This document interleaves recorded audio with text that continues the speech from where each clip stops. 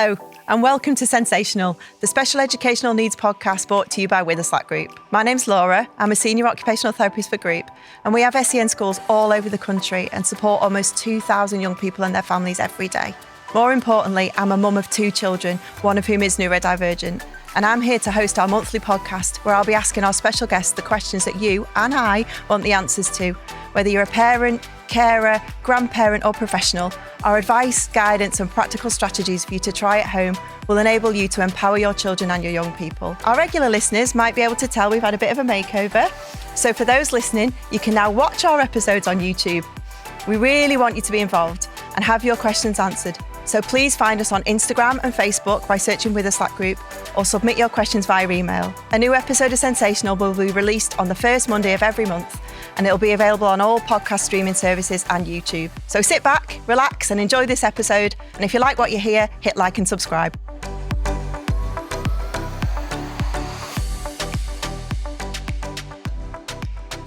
Hello and welcome to this latest episode of SENsational, the special educational needs podcast brought to you by Witherslack Group. Today, we're going to be talking about the impact of neurodiversity on family dynamics. And I'm joined today by Lisa Rudge from the ADHD Foundation Neurodiversity charity and Heather Morley from Witherslack Group. Welcome. Hi. Nice to Thanks for inviting us. Thanks for joining us today. We're going to be talking about the impact of neurodiversity on families, sibling relationships, home life, all those bits and pieces that as parents we know home life can be quite stressful. It has quite a profound impact on our children, but also on our own mental health. So we're going to be touching on some of those subjects today. I'm just wondering though, before we begin, Lisa, if you could tell us a little bit about yourself. Yeah, of course. My name's Lisa Rudge and I'm the Director of Parent Services at ADHD Foundation Neurodiversity charity. So what we do is try and support our families to understand neurodivergent conditions such as ADHD, autism, and then look at how we can support them to support their children. You know, the children, young people, right through the age range. Oh, thank you. Heather, how about you? Hi, I'm Heather Morley. I'm Witherslack's ADHD Advanced Practice Project Manager. So I work with all the schools and children's homes that we have. We're currently leading on a couple of projects. Main project for me is the ADHD Advanced Practice Award, where we are working with, 100 plus staff at the moment, trying to train them up. So really kind of generally exploring kind of ADHD friendly strategies to best support the young people that we live and look after. Yeah, it's a fabulous offer. It's a really amazing project. Thank you. So what would you say are some of the most common challenges that occur at home within the family if you've got a neurodivergent child? So I think sibling rivalry is kind of huge really, and it can make it quite difficult to manage just a home in general.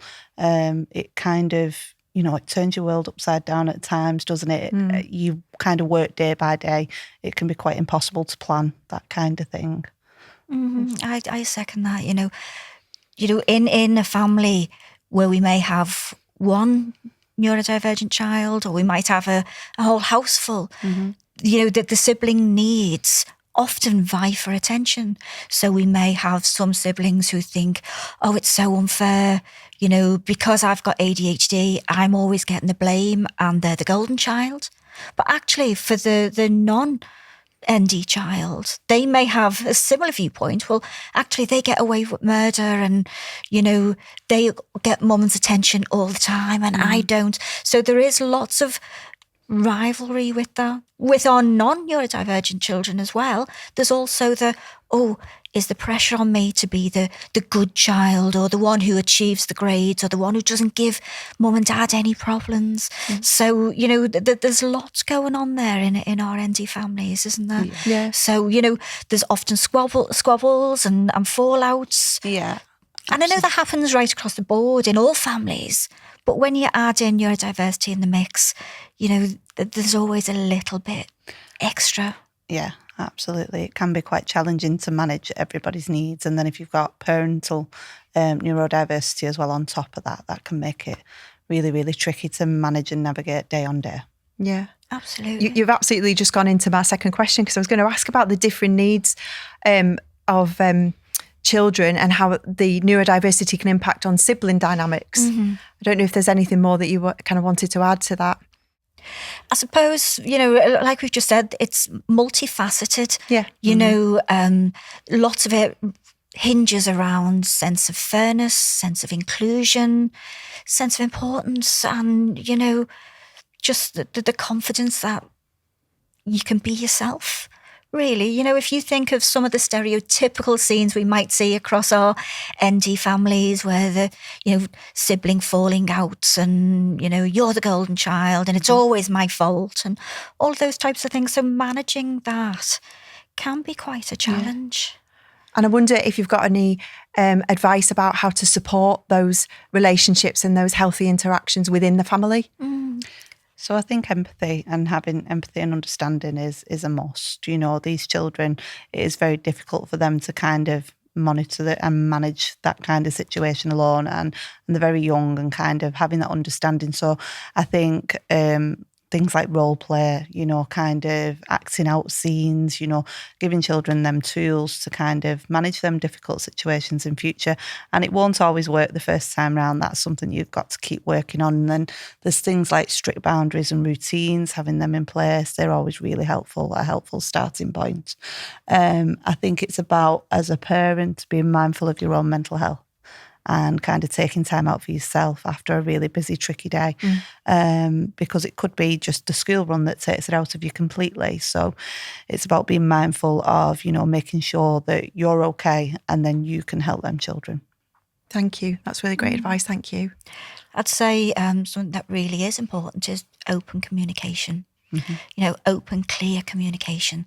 So we're letting our children know that they're important, letting our children know that we're listening to both sides of the story. As a parent, if you've got one or more children and there's some sort of sibling rivalry, you've got to be on the side of both of those children, hear both of their sides of the story. So it's important that we can say to one child, yes, I will listen to you and I will not interrupt, but I've got to give the same, consideration to your sibling as well. So it's that sense of fairness, making sure that we can communicate what's happening. Explaining, ND conditions goes a long way as well. So that communication to say, well, yes, this has happened, or yes, your brother or sister is acting in this way, but it's their ADHD or it's autism, because this is what is happening and this is what it's looking like and this is what we can do about it. Once our children, young people are given those facts, well, then it's easier to work with, isn't it? So that two-way communication. Definitely. Oh, thanks for that. So as part of our new podcast format, what we've done is we've reached out to some of our families and communities for some questions that they'd like answered. So if I can just move on to some of those parent questions. Our first one today is, when you have more than one neurodivergent child in the house and they're pushing each other's buttons, how can I get them to understand each other's triggers and sensitivities, but be respectful of each other's feelings? I think it's just kind of repeating what Lisa's just been talking about open communication, kind of, making children aware of neurodiversity and what their needs can look and present like. Without them having a basic understanding, it will present that a young person is getting their own way, or that they are, purposely trying to aggravate somebody. But actually, if the other child, being neurodiverse or not, still has an understanding of their siblings' needs, that will help kind of set the foundation really and help you to move forward as a family. Absolutely. And if I could just add into that, that understanding of their needs, it's about explaining the condition and maybe using people in the public eye to bring awareness of, okay, well, Lisa might have ADHD, but so does this person and this person. So destigmatizing the condition, for example, goes a long way with siblings. Explaining what's happening. But I would also include, taking time for each child, making sure that they know that they're important too. So having that one-to-one time, it doesn't have to be a day out at Alton Towers. It could be something as simple as, going for a walk with the dog. Have a hot chocolate together in a cafe. Just on a drive, just making sure that individual child feels heard and feels important. That can go a long way. if we do have more than one child in the family with neurodiversity, or even, any amount of children in the family, having opportunities for collaboration and teamwork is always helpful. So, maybe having games where we're not necessarily in competition with each other, but we do have to meet a shared goal. Yeah. So building, Lego and things like that is ideal for that. Mm-hmm. Or, problem solving, mm-hmm. where it's not about I'm better than them or they're better than me. It's how do we achieve this? So those types of games and activities in families with multiple children can be a really good way of levelling that playing field for them. I found just as an OT, when I'm thinking about things to do with the young people that I work with, there's definitely a growing market for cooperative board games, and exactly that idea of it's us, working towards a common goal, or and definitely they are definitely things to be looking up and thinking about, particularly I would imagine for rainy days and maybe holidays and bits and pieces like that. So really helpful advice, thank you. So our second question is from a parent saying, I have a child with ADHD and a neurotypical child. My son with ADHD desperately needs help with social understanding and social skills, and to understand why his sister responds to his behaviour negatively. Do you have any advice for improving his social understanding?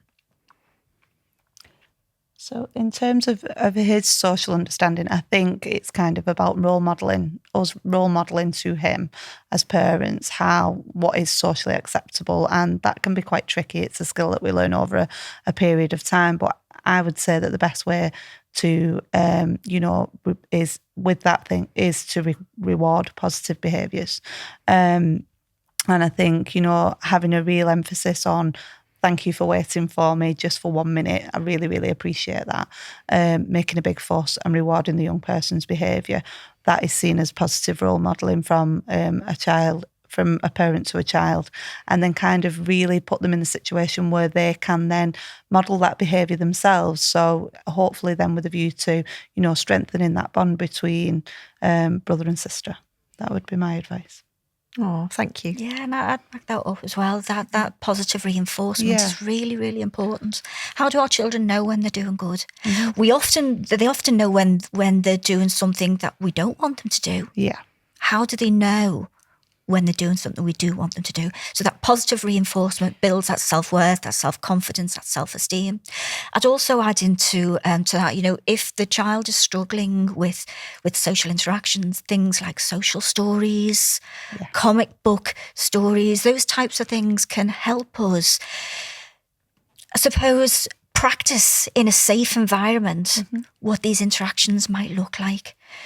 So practicing them across the dinner table or in the car on the way to school, helps us do that without the pressure of being on show for the first time. So things like that can be very helpful. Even, while you're watching TV, looking at the characters on TV, what do you think they're thinking? Why do you think they responded in that way? So these types of things you can put into your day, anytime, any day. It doesn't have to be a big, we're going to sit down and do a strategy now. No, drip feeding these types of, interactions and exercises into our day can be very helpful. Nice to point out, though, when you see positive interactions. Absolutely. And kind of say, did you notice then that they was really kind to that other person, with a view to that child and hopefully developing over a period of time their own kind of strategies. And And I think maybe when a tricky situation has occurred or something hasn't gone quite right, when everybody is in a place where they're regulated and able to have that discussion, having a little bit of discussion about things, well, that was really tricky. Let's have a think about what was difficult for you and how we can maybe stop that happening next time, or how, we can reduce that going forward, can also be, a really helpful strategy for our young people. Absolutely. Yeah. And in adding to that, often we fall into the trap of trying to do any corrective, measures in the moment. If our children and young people are dysregulated, they're not going to be able to accept that information at that time. So we've got to make sure that we deliver those types of messages at a time when we are all regulated, and say, well, let's plan for next time. If this happens again, what can we do? What can we do to either avoid the situation, or what can we do to manage the situation if it does come? No blame or shame, just that collaboration. Yeah. Let's think about that together. Really helpful. Yeah. Thank you. And you did touch on there just earlier about comic strip conversations and social stories. We can put some information in our bio about those if other people want to look at them as resources. So thank you. Our final question from our parents out there is, as an ND person myself, so neurodivergent person myself, who can be easily triggered, do you have any advice on how to manage situations when our ND son doesn't respect boundaries and gives me or my husband space when we need it? So I think I've said this already, but just kind of clear boundaries, explain to children what is expected and what is acceptable, and then really rewarding, when a child does, positive reinforcement, when a child does do exactly as you've asked it. For example, if they do wait for a second or two, really big them up for that kind of behaviour. And then with that positive reinforcement in place, the child will then hopefully kind of continue with that kind of behaviour. That would be where I would start. Yeah. I mean, thinking that the question you posed then, if the parent has their own neurodiversity and the child's neurodiverse as well, are those clear boundaries in place?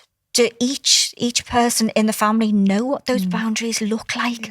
Yeah. So reinforcing those boundaries, revisiting and reinforcing them so everybody's clear.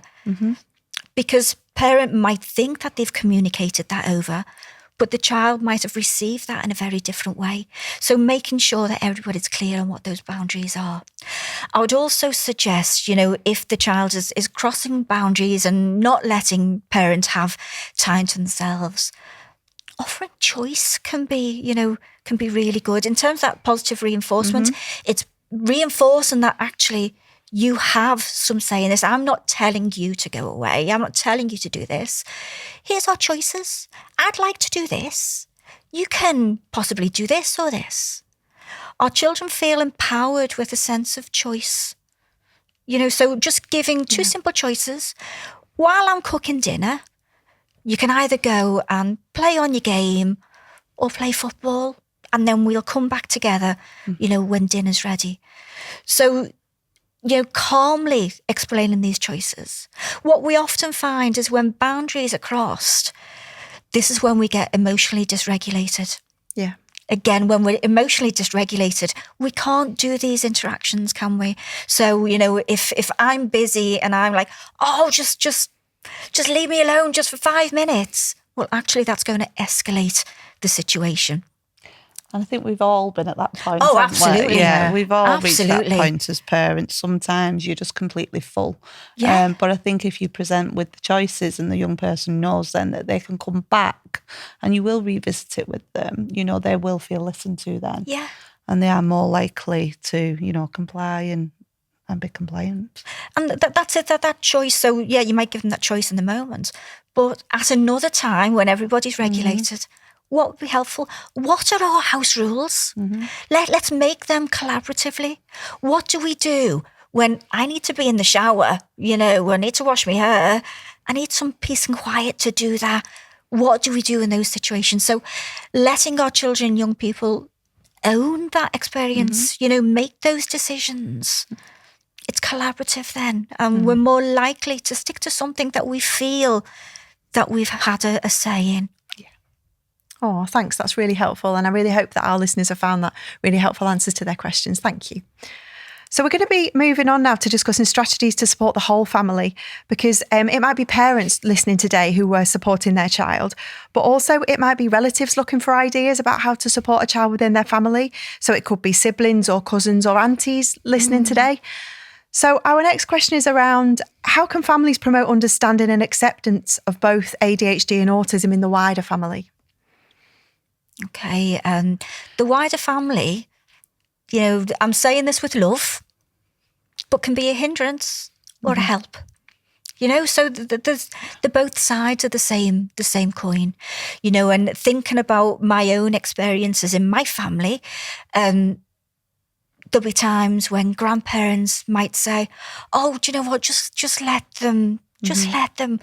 With love, but actually, if that's not in keeping with the structure and boundaries and house rules that we have in our family, well, where's the consistency? What I find is that our ND kids work well with structure, work well with consistency. So when things are inconsistent, and I used a grandparent example there, but it might be when a child is, has half of their time at one parent's and half of their time at another, or sometime at an aunt or uncle's house. So are those rules and structure, is it consistent? Do our children know what to expect? Do they know what's expected from them? So I'd always say to families to try and build in that consistency, because that really is key. We have other family members who might go, oh, do you know what? I wouldn't have that going in my house. So with all best intentions and given advice, however, how is that, is that helpful for us? Is it hindering to us? So I think for parents just to be empowered enough to say, thank you for your advice. What I know about the way my family works is this works better. We might develop a few stock answers that we can give to our family members. So we're not trying to offend them. We're not to say butt out, but actually some of that information and advice might not be quite helpful. So those stock answers help keep those family dynamics in the way that we need them.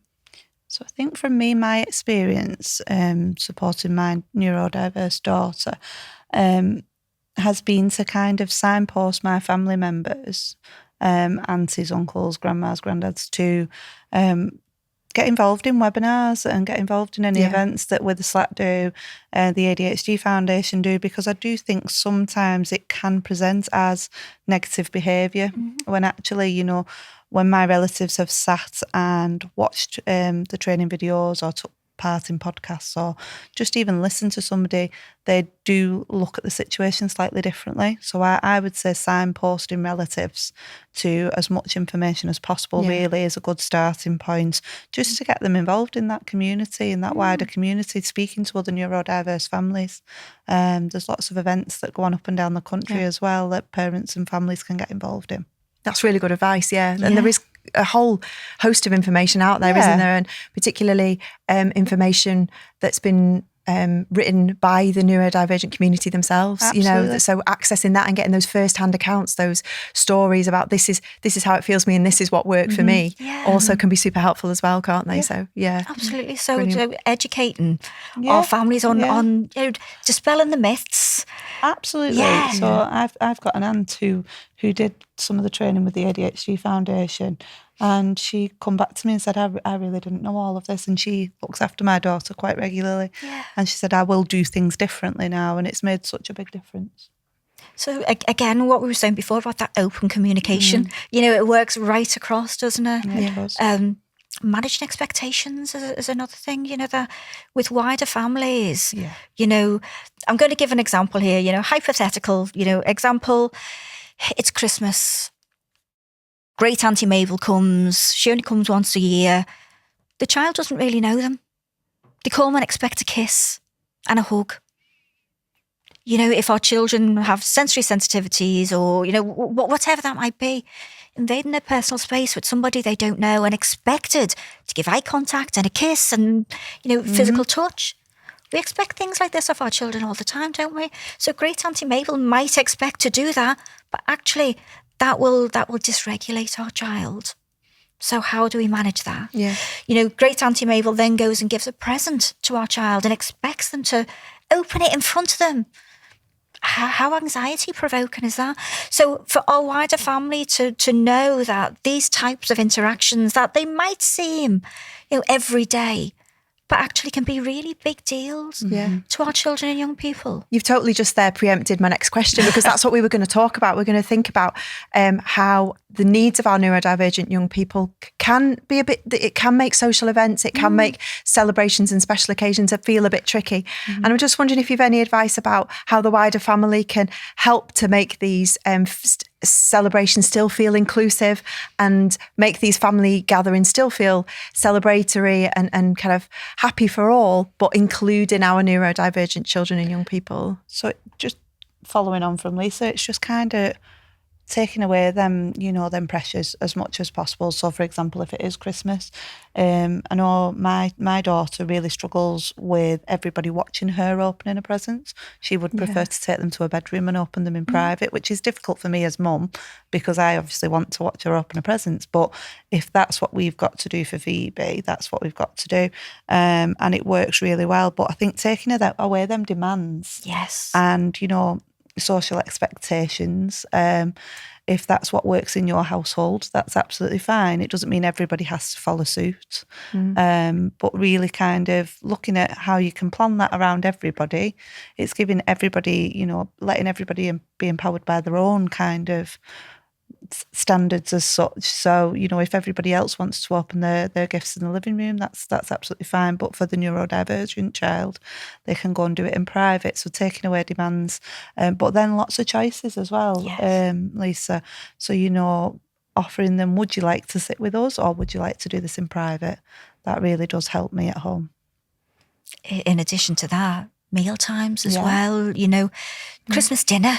It's a big deal. Everyone's stressed, isn't it? Christmas dinner. How stressful might that be to a neurodivergent child? So having options. Yes, you can eat it with your fingers. Yes, you can eat it in front of the telly. Yes, you can go in the garden if you want. It depends what works for our particular family. And if we've got guests coming over, if we've got family coming over, it's helpful to pre-warn, I suppose. So there's no, why aren't they sitting with us? Why aren't they opening those presents? So if we can set those expectations beforehand, explain to our families that actually Christmas, for example, looks different in my house than it might in yours. This is what we do because, and setting those expectations helps everybody enjoy that time. Thank you. That's great advice. Thank you. Thinking about more day-to-day home life now, as parents, how can we support our own mental health, even when you've got these challenges, for want of a better word, that you face day-to-day? It's about taking time for yourself. Even if that's just 5 minutes walking the dog, you do need at least 5 or 10 minutes for yourself every single day. And I know that's really difficult when you're a parent and you've got washing to do and ironing. And it's like, you go to sleep, you wake up, it starts all over again, doesn't it? And sometimes the day goes by in the blink of an eye. And I think just looking at your time management, when you've dropped the kids off at school, or, of an evening time when you've took them into bed, even if you and your other half have got to, right, you have 10 minutes now and I will have 10 minutes and then we will do something together. It does seem impossible to do when you've got 10 million chores. But if you do take the time out and even put it on the diary to say, this is the time that we will sit and watch, or this is the time we will sit and, sit in the garden for 5 minutes just to breathe. That time is really, really important to help support your mental health. I'm perhaps maybe thinking about recruiting other people to support that, this is going to be, my quiet time. It'd be really helpful if you could come and sit with the kids for a few minutes, or, that kind of stuff, I suppose, is really helpful as well, to make sure those times happen. Having somebody who's almost pushing you out the door, go for that dog walk, go and have that hot bath. Absolutely. As parents, we often dismiss offers of support. Oh, it's all right. No, it's all right. Actually, it's a skill to say, well, yes, I'll take you up on that offer. So my advice would always be, if support is offered in whatever way, take it. Take it. That support might be the children's friend, parent offering to drop them off at school. It might be, I'll watch the kids while you go and have a nice long bath. I'll do your shopping for you. All of those things. If somebody's offering support, don't be afraid to take it. We're not superhuman, and life is hard. Parenting is hard. So, yeah, take people up on those offers of support and learn how to ask for that support. Again, my favourite word, communication. Communication is key. How do people know that we need support if we don't communicate that? And I think there's often, I do it myself when you see other parents on the yard at school, and you do compare yourself to other people, don't you? Even though you're trying not to, and you think, why are the ducks in a row? And why is the children just following them nicely in a line and mine's climbing the wall? But it's about being mindful that you are you and you will do things your way, and it's okay to ask for help if you need it. I imagine also finding other families, finding other people that have been on a similar journey that you can have those conversations with without kind of the fear of being judged or, like you say, my family looks a little bit different to yours. Yeah. I imagine could be quite helpful as well in that respect. Absolutely. And like you said, every single family, we're all different. Yeah. But for some of us, when there's challenges, sometimes it's hard to say to our wider family or our friends because they don't get it. They're not living it. So having an opportunity to talk to somebody who has very similar challenges is so empowering. So our parent carer forums are great for that type of thing. They are. Reaching out to other support groups, reaching out to what's available at Witherslack group, just knowing you're not alone. Yeah. It really is so empowering as a parent, and that's something that I took away from, my children are grown up now, but that's something that I took away from that. It's okay to reach out. It's okay to, look for that support and accept that support in whichever way it's coming. I think it's quite normalising as well for parents to realise that other families do go through something very similar, not exactly the same, because no household runs the same, does it? But I do think it's really good for parents to sit and have that chat and say, do you know what, I really struggled today.